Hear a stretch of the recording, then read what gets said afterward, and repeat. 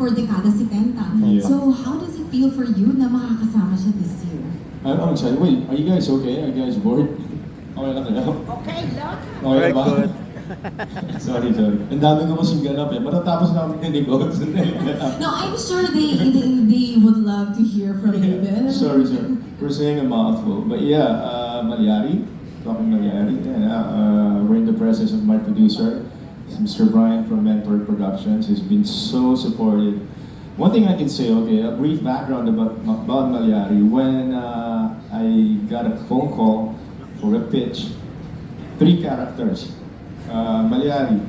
I didn't know it was real. Since tatlong character, horror, tapos Mallari title, serial killer siya.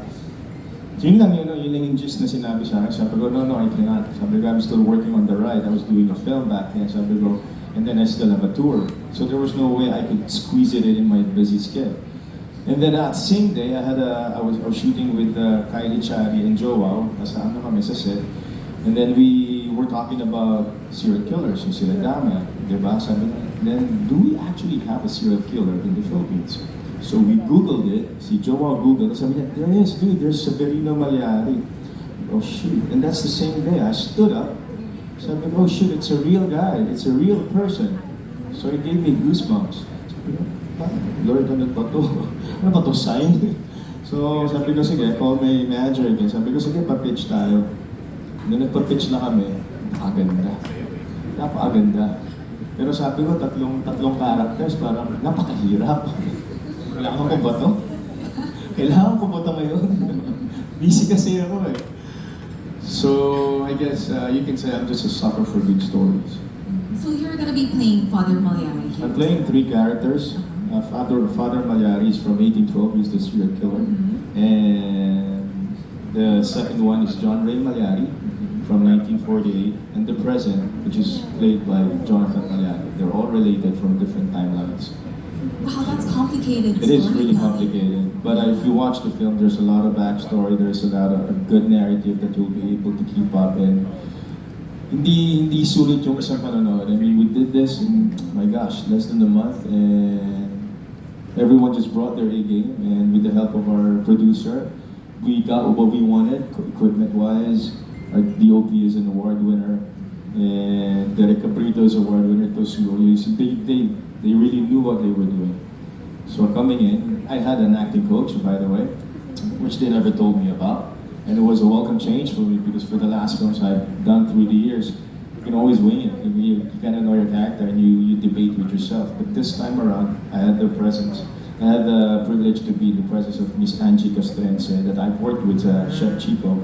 So she guided me through every sequence until the end. We would have arguments, we would have discourse, we would talk about the scenes that we were doing every single day. Hinimay namin. So it was a big help for me to be able to identify and really differentiate 3 characters from 3 different timelines. Right. So it sounds like this is quite psychological and philosophical, no? Pa-psych ward na nga ako. Psych ward. Di ko alam. Ang debriefer ko kasi the next day, nag-band rehearsal ako for the concert. So, at least nire-release ka na tayo. Nirelease ko na sa kanta. Yeah, but in accepting this role, did it scare you? It did. I mean, the mere thought na tinurn down mo, tapos that same day, malaman mo, totoong tao pala yung Severino Mallari. And I said, okay, why not give him a voice and do something, that probably maybe significant, during our time. So, they all saying, banlaw ka, si Direk, sabi niya ko yung magbanlaw ka, siguraduhin mo, magbanlaw ka, lahat sila, yung mga DOP, kailangan you have to shake it off. So yeah, the day after I finished my last scene, I was doing a band rehearsal for the concert. So sabi ko yun yung banlaw ko. And then now I'm busy with this. And then shortly after, I go to the States. So you just get on with your life. I mean, I'm happy that I was able to give life to these 3 amazing characters and to do something different, a different genre for a change. So we're getting teasers of that, and I'm sure the visuals would be stunning. So I think this is a perfect moment to also pull up the trailer for Mallari. Talaga nila, we had to let go of some other subplots because you already have 3 timelines as it is. So, kinumpress lang talaga yung story, but it's very rich. But we can see also from the visuals alone, no, yung production value niya in itself. Yun nga, that's the first thing I asked. Diba sabi ko, ano bang production value nito? Baka namang ambisyoso yung producer nito. Sabi ko, 3 karakter to, baka tipirin ako nito. Sa awa ng Diyos. Ganda.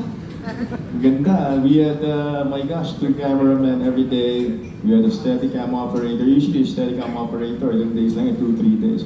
We had them for like weeks. Every day we had Steadicam. So we had 3 cams every day. So we were able to cover a lot of scenes. We had a lot of coverage and we had a lot of equipment na binigyan ng producer namin. So wow. It's a delight. It's a visual delight if you get to watch it. Can you walk us through like the first time you walked into the set? What did you think? Ano ba daw napasok ko? Ang hirap. Kasi first day pa lang 3 characters na yung ginawa ko. Sabi ko, and gosh, I don't know what I got myself into. But yung pagpasok ko sa set, that same night we did the ending, which I had to do 3 different characters in one scene. I was breaking down. I really lost it. As an actor, you get to also, of course, kind of stop yourself pag sobra napat-tap na. Ito, I couldn't stop crying. I just couldn't stop crying. I just so vulnerable, and then napaka hirap kasi ng conflict ng story ng character. So kailangan mo siyang pasukin. And then, going to our set na nagpagawa sila ng community sa isang farm. Like an entire, Community church, where we shot the scenes in church. May mga bahay, may park, may fountain, may budget. So sabi ko, wow, gagalingan mo na lang talaga, di ba? Tapos isang ancestral house, heritage house dito sa Bulacan. That's where we shot the mga interior. Magaganda yung location. Even the lighting is amazing. Yeah, it it's gives you all the power in the in. He just got awarded for Catlea Killers at Asian TV Awards. We were congratulating him as well. So, everyone had to up their game because hindi ka pwedeng petix kasi may cut-off ka may deadline ka Tapos pag finish or not finish, pag hindi ka umipapit sa MMFF, di ba? Nakakalungkot. So, everyone was working. 12 hours lang ako, umabot ako 15, minsan putong araw Hindi natin pwedeng balikan itong eksena. Tapusin natin. Hindi mo na ako producer dito. Pero it was worth it. It was worth it. Everyone just really wanted to come up with a beautiful film, and I hope we have one. But can you tell us about the people you work with? They seem like a very credible team. Do they usually do yung mga horror talaga na genres? Or I don't know, si Maylene, actually, first time siya nagtrabaho in 1 year. Sabi ko, May, thanks for saying yes to this. And then si Janela, I think, has done a lot of horror. And then JC also, first time ko nakatrabaho silang lahat. And then si Tita Gloria Diaz, what a welcome introduction dun sa film. Kasi iba yung elegance niya. Kasi siya yung conflict ni Severino Mallari. What she brought to the table was just really amazing. And I'm excited because 3 o'clock na, nandun siya, naka-harness. Okay pa kayo, tita? Okay lang. Yung mga anak ko, tuwang-tuwa, sa role ko. Sabi niya, nasa horror daw siya. So she's making kwento to her mga apos. Excited siya kahit madaling araw. So everyone was just happy. It was a happy set, no, Brad? It was a happy set. Did it really release your creativity? Yeah, we were able to kind of become more creative because there was space for it. Imagine having an acting coach pag sinabi niya hindi maganda, sasabihin ng director, Kuya, bumibitiw ka. Parang hindi tama yung mata mo. Grabe naman ito. So, kailangan mo talagang ganyan. Mata pa lang, hindi mo yung dayain. Para sabihin kay Piolo Pascual. Kasi you have to be on the same page with him. You have to be on the same page with him. Otherwise, malulose yung thread, malulose yung journey ng kwento. He knows his story. He knows his movie so much. But it proves your humility also as an actor. Definitely. I mean, because at the end of the day, it's not about you. You're a vessel. You're a vessel for a character. So it can't be about you. Nagkataon lang na sa'yo na ibigay yung magandang character. So, pagbutihin mo na lang. Pero this is the first time you're doing a horror movie, right? Yes, yeah. So, were there offers before, or ito ba yung first time na na-offeran ka ng horror movie? Sa Star Cinema, I would always ask Tita Malu back then, gusto ko mag-horror. Kaya niya ako mag-horror. Nagkaroon ako nag-horror. Pang-rom-com daw ako. Hindi mo. So, when finally I had the chance and a good story that we saw, sabi This is it. You know, I didn't think anymore how it was gonna go. I just said, you know, it's a good story. You know, and we went through how many drafts? Seven drafts. So just to really streamline and to be able to come up with a more compressed and yung buong istorya. You know, yeah. So, from horror, balik naman tayo sa concert this time. Tsaka pupugutan ako ng ulo niya. Mga dali niya yung polo ni Mallari, mahirap na. Last question, what are your Christmas plans? Holiday plans? Magtrabaho pa rin po sa awa ng Diyos. Ayan, lagi kong dinadodge yung MMFF. For the first time, I said yes to a project that was really intended for the film fest.